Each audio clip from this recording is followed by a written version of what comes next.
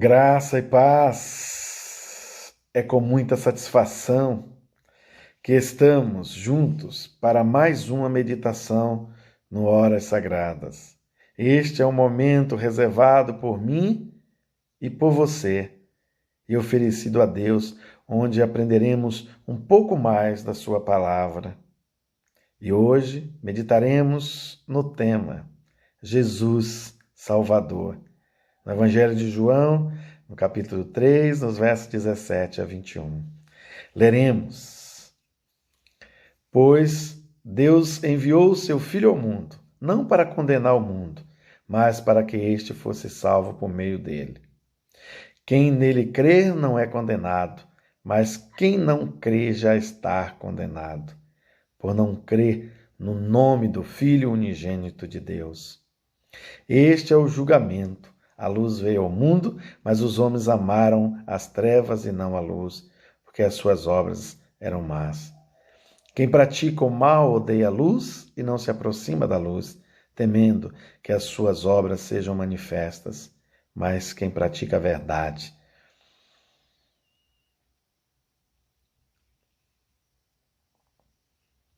vem para a luz para que se vejam claramente que as suas obras são realizadas por intermédio de Deus.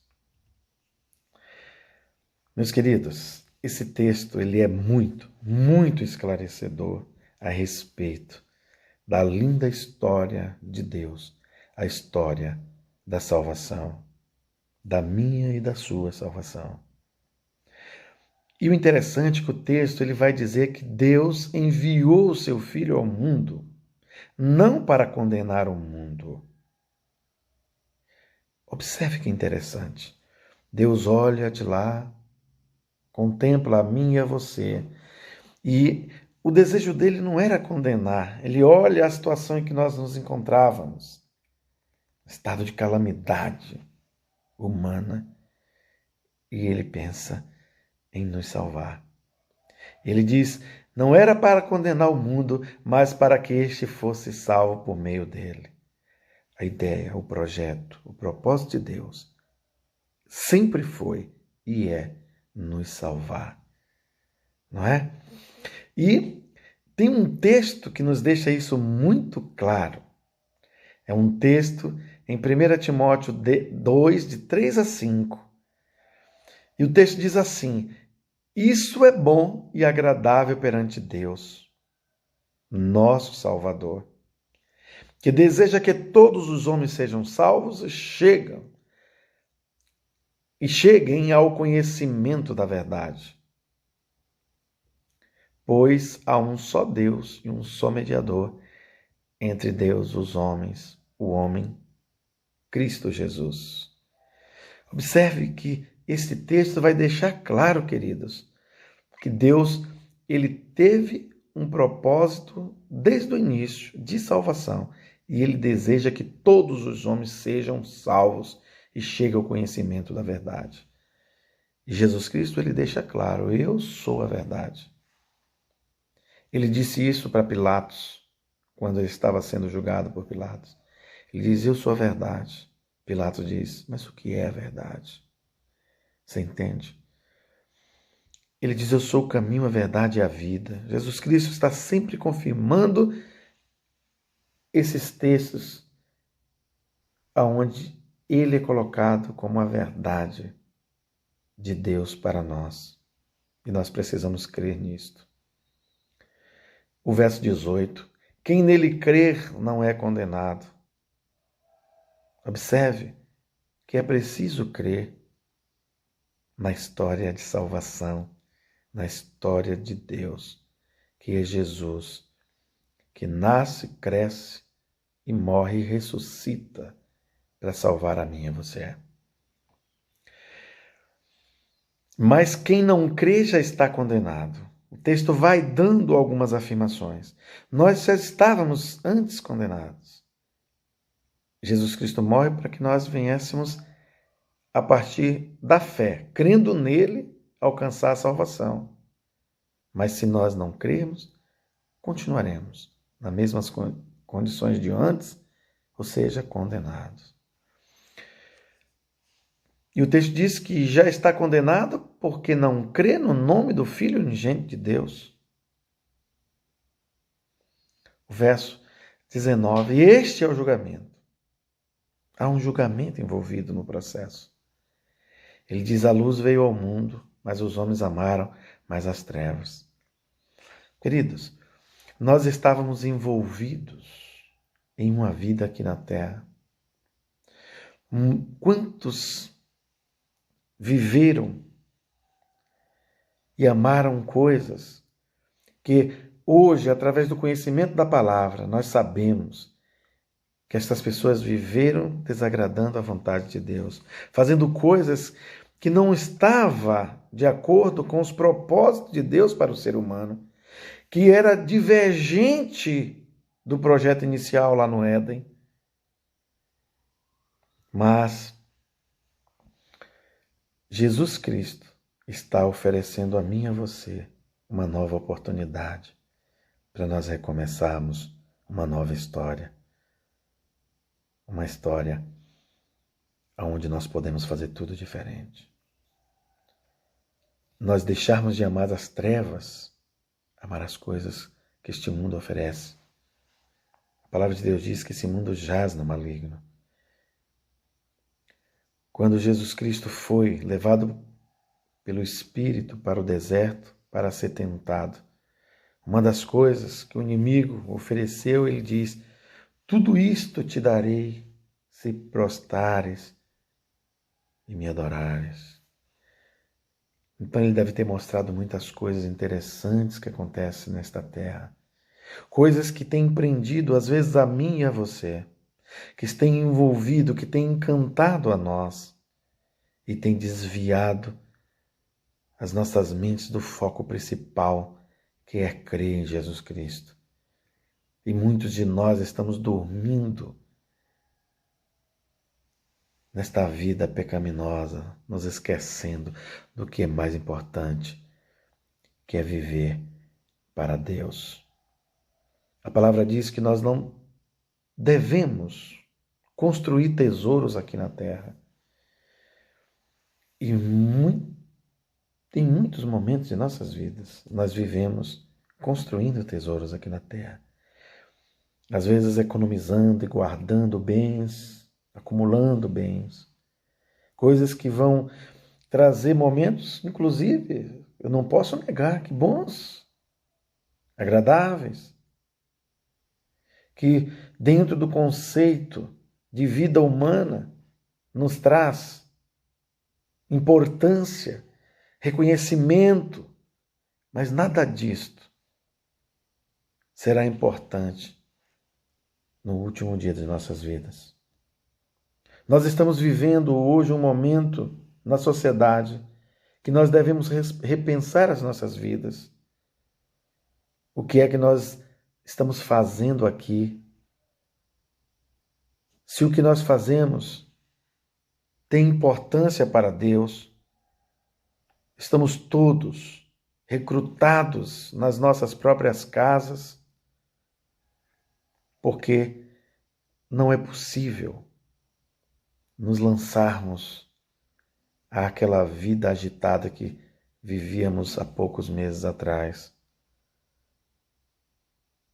Porque agora nós sabemos que nós corremos riscos se nós estivermos em aglomerações junto com outras pessoas.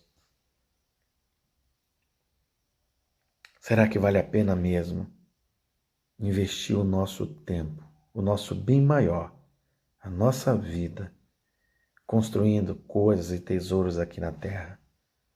A Bíblia diz que nós devemos construir tesouros no céu, onde a traça e o ferrugem não corrói, não destrói. São coisas que permanecem para sempre.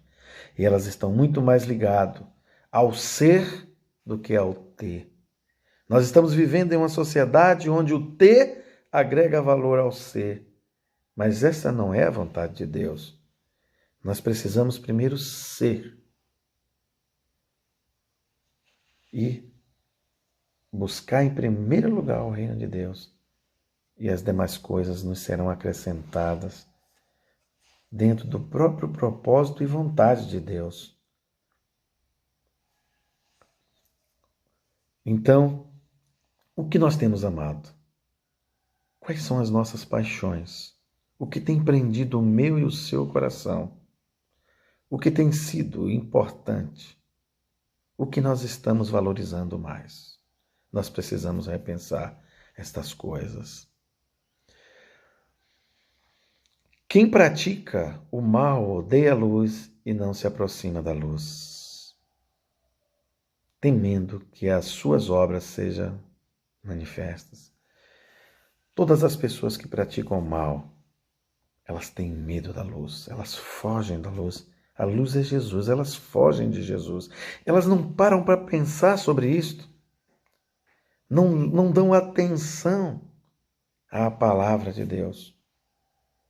Mas quando nós temos maldade em nossos corações, que praticamos o mal, nós procuramos fazer essas coisas de forma oculta. O ladrão, quando ele vem para roubar, ele tenta entrar nas nossas casas no momento que nós não estamos, às vezes à noite, às escondidas, para que ele não seja identificado, para que as suas obras não sejam vistas. E nós precisamos ter cuidado com essas coisas. E o verso 21 diz: mas quem pratica a verdade vem para a luz. É o inverso de quem pratica o mal. Nós precisamos ter um comportamento ético e moral digno para que possamos viver nesta claridade da luz que é Jesus, dentro da sua instrução, da maneira como Ele quer que vivamos. A palavra de Deus nos ensina, são muitos textos nos orientando de que maneira Deus quer que vivamos. E nós precisamos estar atentos a estas coisas. E quem pratica o bem, ele vem para a luz, para que vejam claramente que as suas obras são realizadas por intermédio de Deus, através do Espírito Santo que habita em nós. Deus, Ele opera milagres e maravilhas através de nossas vidas. Ele se manifesta em nós, para que através de mim e de você, outras pessoas possam o enxergar através das nossas vidas. Eu quero encerrar esta palavra com um texto que está em Hebreus, no capítulo 12, no verso 2. Um texto maravilhoso, que nos dá uma direção sobre como é que Deus quer que nós sejamos. Porque Ele, Deus, é, com certeza, quem começa a boa obra na minha vida e na tua vida, e é Ele quem vai realizar esta obra. Do seu jeito, a sua maneira, com os seus propósitos. O texto diz: tendo os olhos fitos em Jesus, autor e consumador da nossa fé, ele, pela alegria que lhe fora proposta, suportou a cruz, desprezando a vergonha, e assentou-se à direita do trono de Deus. Ele é autor e consumador da nossa fé. É Ele que opera tudo em nossas vidas. Amém, meus queridos? Jesus Salvador. É esta a ideia que eu quero deixar para mim e para você aqui, de que Jesus Cristo morreu para nos salvar e que nós devemos aceitá-lo como nosso único e suficiente Salvador, para que nós possamos ter uma vida melhor aqui já na terra, viver um pedacinho do céu aqui já com Jesus e depois continuarmos na eternidade, não é? Então nós vamos orar a esse Jesus, a este Deus maravilhoso, que pensou em mim, que pensou em ti, mesmo antes de nós existirmos, e nos amou e nos salvou. Glorioso Deus e eterno Pai, nesse instante, Senhor, eu quero louvar e exaltar o teu nome, porque sabemos que o Senhor é um Deus de misericórdia, um Deus de amor, que nos amou antes mesmo de nós existirmos. Tu estava preocupado conosco, ó Pai, que Tu destes o Teu próprio Filho para morrer em nosso lugar, para que hoje nós pudéssemos ser livres. Ó Deus de graça, Deus de misericórdia, cuida de nossas mentes, cuida dos nossos corações, tira de nós tudo aquilo que impede um relacionamento perfeito contigo, ó Pai. Prepara-nos, Senhor, para a Tua volta. Trabalha, Senhor, em nós, purificando-nos de todos os pecados. Perdoa, Senhor, os nossos pecados, para que nós possamos alcançar este grau de estatura de Cristo, através da santificação, sem a qual ninguém verá Deus. Isso está na Tua palavra. Ó Deus, tem misericórdia, Senhor, de Teu povo em toda a face da terra. Cuida, Senhor, dos homens que governam esses países. Tem misericórdia deles, ó Pai. Entra com providência, Senhor. Trabalha as suas mentes, seus corações, para que eles possam crer em Ti, Senhor, e se tornarem homens tementes e sensíveis. E assim, ó Pai, agindo com mais misericórdia, com mais graça, e tratando melhor, ó Pai, criando, Senhor, situações de oportunidades para que o povo seja abençoado por Ti. Porque nós sabemos, ó Pai, que Tu és um Deus abençoador, um Deus que quer nos abençoar, que quer nos encher de Tuas bênçãos, porque nós sabemos do grande amor que Tu sentes por nós. Obrigado, ó Pai, por tudo isto. Ó Deus, protege o povo brasileiro, livra-nos, ó Pai, das pestes malignas, ó Pai, das setas inflamadas do maligno. Seja o nosso escudo, o nosso broquel, o nosso socorro presente, ó Pai, na hora da angústia, na hora da dificuldade. Visita, Senhor, todos os leitos de hospitais, Senhor, em todo o Brasil. Opera milagres e maravilha na vida das pessoas que estão sofrendo com esta enfermidade, ó Pai. Dê a elas a cura e libertação, meu Deus, para que elas possam voltarem à vida e possam reconhecer que Tu és o único Salvador suficiente, ó Pai, para as nossas almas.